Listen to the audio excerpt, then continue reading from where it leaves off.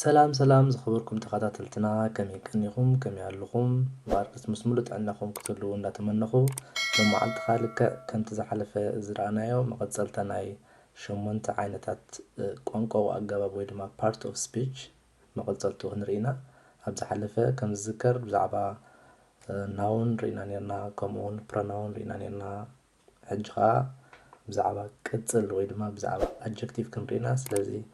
بتاعتنا كاتل لما بخبري أقدمكم أوكي بقالو معدخا مقدسلتا نايتهم شمونت عينتات قنقا وأقابا بويدما part of speech لنا نسوعهم adjective ويدما كتزلين هنري مجمرتا what are adjectives انتهي مالتهم adjective كنبلو خلنا حادق الكوينو نتسم ويدما noun describes قبرلنا ويدما زكتزلنا مالتهم ስለዚህ adjectives ብዝተፈላለዩ ዓይነት ኣገባብ ክገልጹና ይኽእሉ እዮም ነቲ ስም ማለት እዩ ንኣብነት ኣብዚ it helps the speaker or the writer to better describe something ንሓደ ዝዛረብ ወይ ድማ ንሓደ ዝጽሕፍ ብዝበለጸ ገይሩ ንነገራት ንኽገልጹ ይሕግዙና ማለት እዩ እቲ ካልኣይ ድማ ነቲ ዝሰምዕ ወይ ድማ ነቲ ዝከታተል ዘሎ ኣካል for the audience ሓደ ንጹር ዝኾነ ወይ ድማ ብሩህ ዝኾነ ስእሊ ንክህቡ ይሕግዙና ማለት እዩ በዞም ሰለስተ ዓይነት ኣገባባት ወይ ድማ ሰለስተ ዓይነት ሕቶታት ምምላስ ዓናቲ ብዛዕባ እንታይ ይዝረብ ኣሎ ወይ ብዛዕባ እንታይ ዝግለጽ ዘሎ ክሕብሩና ይኽእሉ ንኣብነት what kind እንታይ ዓይነት እዩ ወይ ድማ which one ኣየና እዩ እቲ ሳልሳይ ከዓ how many ወይ ድማ ክንደይ ዝኣክል እዩ ንዝብሉ ሕቶታት ከምዚኦም ዓይነት ንዝኾኑ ሕቶታት ብምምላስ ንዓና ሕጂ ክገልጸልና ይኽእል ማለት ስለዚ adjective ዝበሃል ኣብ ሓደ ሙሉእ ሓሳባት ነቲ ስም ወይ ድማ noun ዝበሃል እንታይ ይገብር ከም ዘሎ ዝገልጸልና ክፋል ናይ ሓደ ሙሉእ ሓሳባት ማለት እዩ adjective እንታይ ክሕብረና ይኽእል ወይ ድማ ቅጽል እንታይ ክገልጸልና ይኽእል ንዝብል ሕቶ ድማ ሓደ ቀዳማይ ብዛዕባ ሕብሪ ክነግረና ይኽእል ጸሊም ጻዕዳ ቀይሕ እዩ እንዳበለ ክገልጸልና ይኽእል ከም ካልኣይ ድማ ብዛዕባ ሓደ ሳይዝ ወይ ድማ ግዝፊ እንብሎ ማለት እዩ ዓቢ እዩ ደቂቕ እዩ ሓጺር እዩ ንእሽተይ እዩ እንዳበለ ክገልጸልና ይኽእል ከም ሳልሳይ ብዛዕባ ሼፕ ወይ ድማ ቅርጺ ማለት እዩ ከቢብ እዩ ሸሊሕ እዩ ኣርባዕተ ኩርናዕ እዩ ወይ ስሉስ ኩርናዕ እዩ እንዳበለ ኸማን ክገልጸልና ይኽእል ካልእ ብዛዕባ ቴስት ወይ ድማ መቐረት ምቁር እዩ ወይ መሪር እዩ ወይ መጺጽ እዩ እንዳበለ እውን ክገልጸልና ይኽእል ሳልሳይ ብዛዕባ ጨና ክገልጽ ይኽእል ብዛዕባ ቴክስቸር ብዛዕባ ድምጽታት ብዛዕባ ቁጽርታት ወይ ብዛዕባ ዌዘር እውን ክገልጸልና ይኽእል ማለት እዩ ስለዚ ኣብነት ሓንቲ ብሓንቲ ክንረክብትን ኢና እታ ቀዳመይቲ ኣብነት ናምበር the dog chased the car እዚ እንታይ ማለት እዩ እቲ ከልቢ ነታ መኪና ጎይዋ ንብላ ኣለና ሕጂ ኣየናይ ከልቢ እዩ ብዙሓት ዓይነት ኣኸላባት ክኾኑ ይኽእሉ እዮም ስለዚ እዚ ሓሳባት እዚ ሕጂ ብዙሕ ንጹር ኣይኮነን ዘሎ ማለት እዩ ስለዚ the big dog chased the car ኢልና ኣሎ ሕጂ ኣብዚ ሕጂ እንታይ ወሲኽልና ኣሎ big ትብል ቃል ወይ ድማ ገዚፍ ትብል ቃል መፂና ኣሎ ስለዚ ኣየናይ ከልቢ ነታ መኪና ከም ዝጎየያ ብንጹር ይሕብረና ኣሎ ማለት እዩ ስለዚ ከም ተቐድማ ብለ ዝገልጽ የጽናሕኹ ኣብ ሓደ ሙሉእ ሓሳባት ብዛዕባ እንታይ ከም ዝተገብረ ነቲ ናውን እንታይ ከም ዝገበረ ዝሕብረና ኢልና ምጽኒና ነርና ስለዚ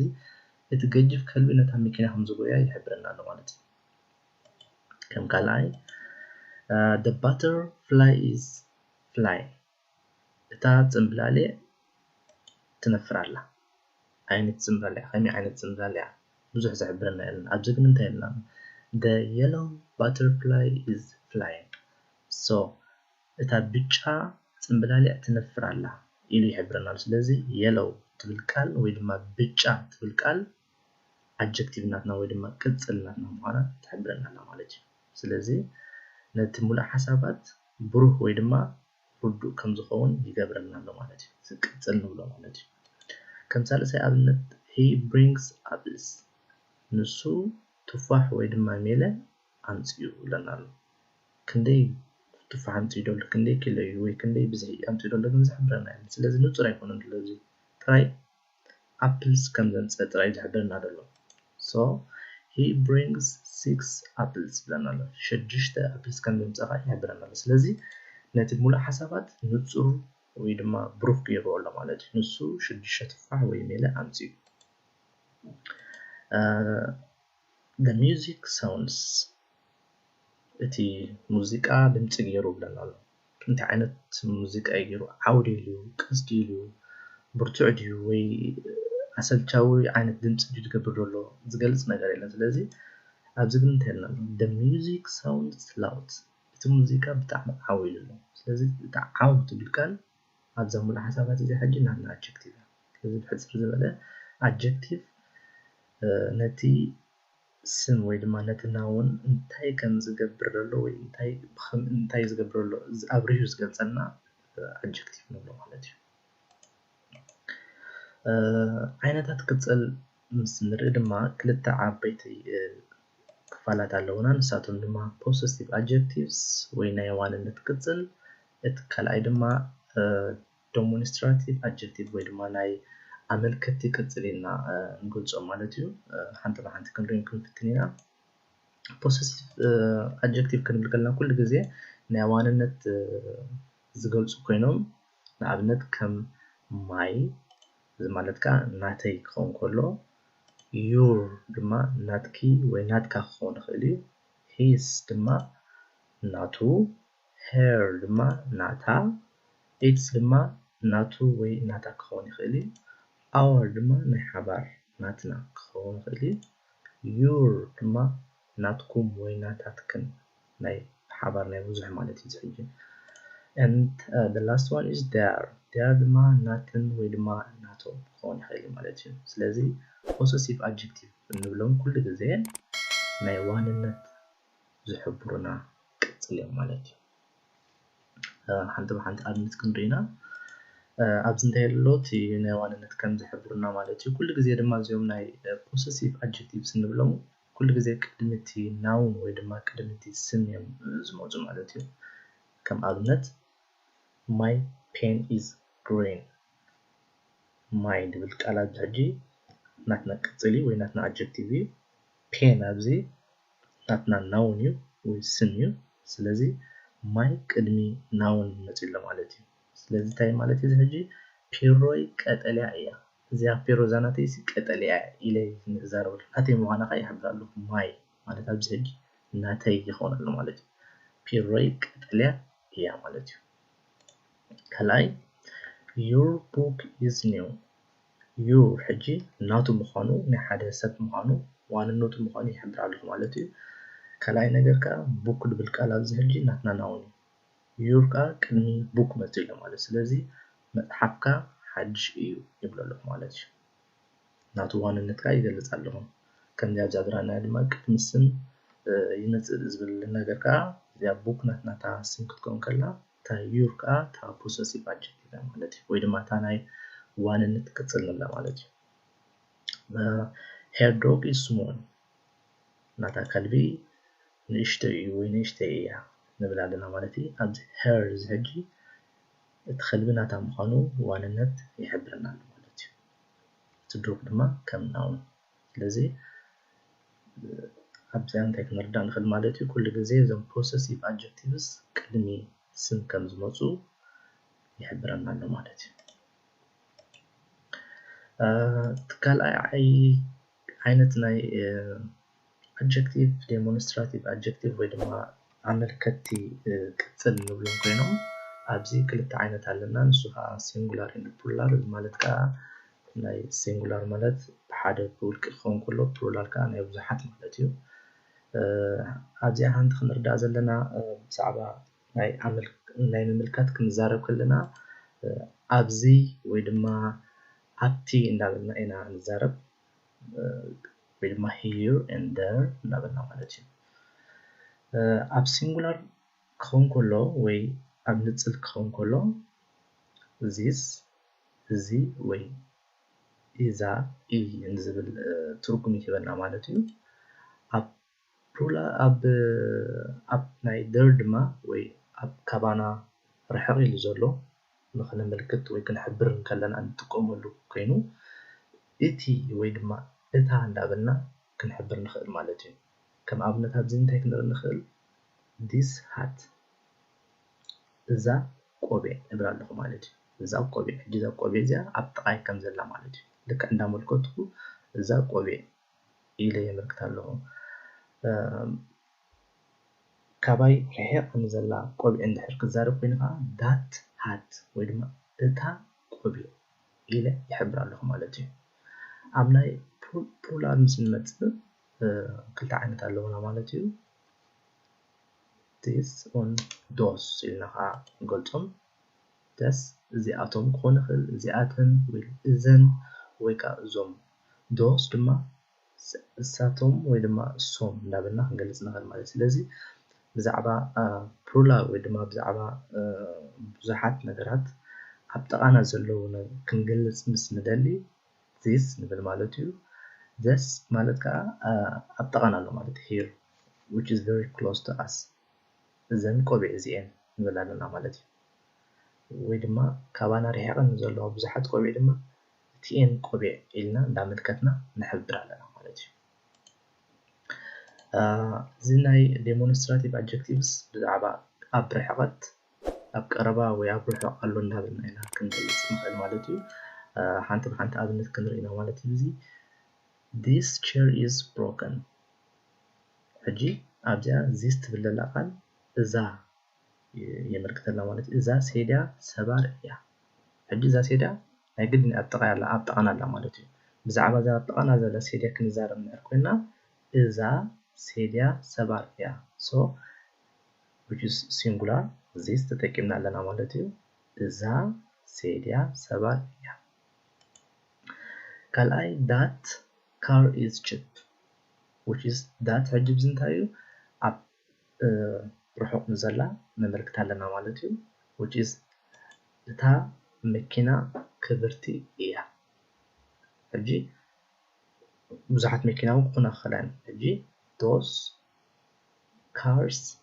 are cheap ክንብል ንኽእል ኢና ሕጂ ግን ኣብ ካባና ርሒቐን ኣለዋ ማለት እዩ which is plural ብዛዕባ singular ክንዛረብ ንድሕር ኮይና ግን that car is cheap ወይ እታ መኪና ክብርቲ እያ ሳልሳይ these clothes are wet wet ማለት ጥልቁ ያለ ወይ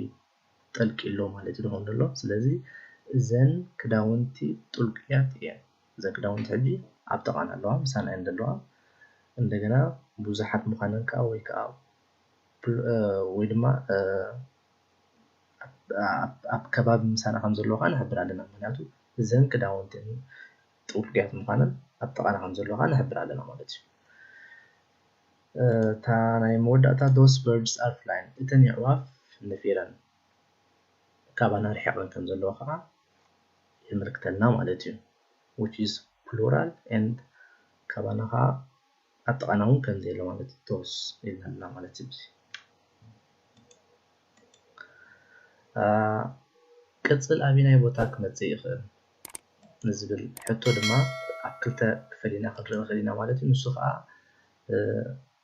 ሓደ ግዜ ቅድሚ ናውን ክመፅእ ይኽእል ከምኡውን ድሕሪ ናውን እውን ክመፅእ ይኽእል ስለዚ ቅድሚ ናውን ክመፅእ ከሎ ክንሪኢና ኣብነት ማለት እዩ ንኣብነት she is pretty girl ንሳ ምልክዕቲ ጓል እያ ንብል ኣለና ማለት ወይ ከዓ ንሳ ምልክዕቲ እያ ስለዚ ኣብዚኣ እንታይ ንርኢ ኣለና ማለት እዩ girl እቲ ናትና ናውን ወይ ድማ እቲ ናትና ስም እዩ pretty ከዓ እቲ ናትና ቅፅል ወይ ድማ adjective ስለዚ pretty ቅድሚ girl መፅኡ ኣሎ ስለዚ before the noun ቅፅል ገሊኦም እንታይ ንብል ኣለና ኣብ ቅድሚ ናውን ክመፁ ይኽእሉ እዮም ኢልና ኣለና ማለት እዩ ገሊኦም እውን ድሕሪ ናውን ዝመፁ ኣለዉ ክንሪኦም ኢና ስኢልና it is hot today ሙቐት ዝኾነ መዓልቲ ሎም መዓልቲ ወይ ሎም መዓልቲ ብጣዕሚ ሙቐት እዩ day ናትና ናውን ክኾን ከሎ hot ድማ ናትና adjective ስለዚ hot ቅድሚ day መፅኡ ኣሎ ማለት እዩ ሳልሳይ it is a large tree እቲ ዓቢ ገረብ እዩ ንብል ኣለና ማለት እዩ እዚ ማለት ከዓ تناتنا noun tree يكون كله large لما عب مغاني يحبرنا الله مالتي سلازي كتلك noun متلو كم كان أي ناتنا adjective دحري noun كما تقول له أبز حرينا مالتي نعمل the boy is tall لنا أبزي boy ناتنا noun يو tall ما ناتنا adjective سلازي tall تدحري boy متلو مالتي سلازي the boy is tall تودي نوه يو لنا مالتي my cat's eye are yellow ناتي دمو أنت بتشا